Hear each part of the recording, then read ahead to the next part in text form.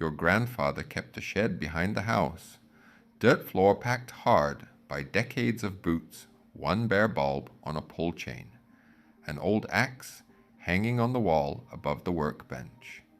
A verified Black Raven axe has sold for over $1,300. Here is what you need to understand before anything else. The overwhelming majority of all axes are worth almost nothing.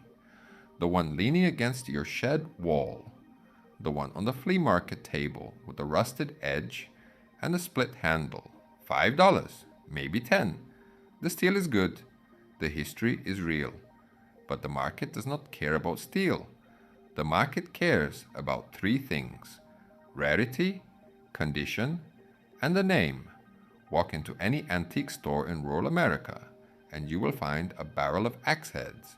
Plumb, Collins, True Temper, Man Edge, good tools, great steel, made by the millions across factories in Pennsylvania, West Virginia, and Ohio, worth $20 each on a good day. Maybe 40 if the stamp is clean and the edge is intact. These axes built America. They felled the timber that built the barns, that housed the livestock, that fed the country. And today, most of them are scrap metal with a story. But mixed into those barrels, a handful of times over the last century, was something entirely different. Something that was never supposed to survive. In 1904, the Kelly Axe Manufacturing Company of Charleston, West Virginia, did something strange. They took a perfectly good axe, a standard single-bit felling axe, identical to the ones they had made for years, and they added a bird. The Black Raven was not made of different steel. It was not forged to a different standard. It was the same axe with a different edge. A Black Raven in mid-flight was acid-etched into the polished steel. Kelly Axe Manufacturing Company was stamped beneath the wings. Some early examples even had the etching gilded. It was a premium marketing line, and it worked. Farmers and loggers who had been buying Kelly Perfect axes paid extra for the one with the bird. The Black Raven line ran for decades. It appeared on single-bit felling axes, double-bit axes, hatchets, and even scythes. After World War II, the etch did not return. Over the following decades, Black Ravens were used hard left in sheds, rusted into silence, and thrown into dumpsters during barn cleanouts. Today, a worn Black Raven in collectible condition sells for around $90. A clean, original etched specimen goes for over $1,300. The double-bit Black Raven is particularly prized. That is a $40 axe head with a bird etched into it, selling for $1,300. But here is the thing about the Black Raven. It is not the rarest axe. It is not even close. When Kelly wanted to make something truly exceptional, they did not add a bird. They added a number. The Kelly registered axe sat above the Black Raven in the company's lineup. Each registered carried a unique serial number, stamped directly into the steel. It was sold through select dealers, not off a standard hardware store shelf. It cost more than a Kelly Perfect. It was marketed to professionals who needed a tool that would not fail them. Today, Kelly registered axes are so scarce that serious collectors will trade Black Ravens for them. They rarely appear at auction. When they do, the bidding gets quiet and fast, the way it does when everyone in the room knows exactly what they are holding. Think about what that scarcity means in practice. The Black Raven ran for decades and appeared on thousands of axes. The registered line was a premium tier, above that sold in smaller numbers, to a narrower market, through fewer dealers. Most were used hard by the professionals who bought them. The ones that survived did so by accident. A careful owner, a dry storage shed, a family that never threw anything away. The registered axe is also harder to fake. The serial number is stamped into the steel, not etched onto the surface. You cannot apply a registration number the way you can apply an acid etch, which means every register that surfaces is either genuine or it is not a registered at all. There is no middle ground. That clarity is part of why serious collectors prefer them. The Philmont Plumb National sits in a different corner of this market entirely. Plumb was a separate company, a competitor to Kelly, and the Philmont Scout Ranch in New Mexico used a specific plum pattern stamped with the ranch brand. The Boy Scouts of America connection gave it two collector bases chasing the same axe: tool collectors and scouting memorabilia collectors, both hunting the same head.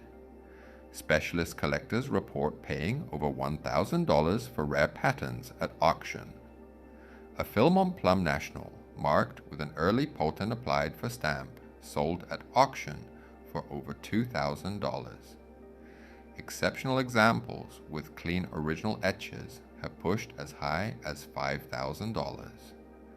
$2,000, $5,000 for a farm tool. Here is where the story shifts. It is the part nobody tells you when they talk about hidden treasure. The Black Raven market has become so valuable that counterfeiters have moved in. A standard Kelly axe head from the 1920s is worth about $40. It looks almost identical to a Black Raven from the same era. Same weight, same shape, same steel, same forge lines. The only difference is the etch. So counterfeiters take a $40 Kelly axe. They apply a fake Black Raven etch using cheap acid. Ferric chloride costs almost nothing. Then they sell it for hundreds on eBay and Facebook. The market is now full of them.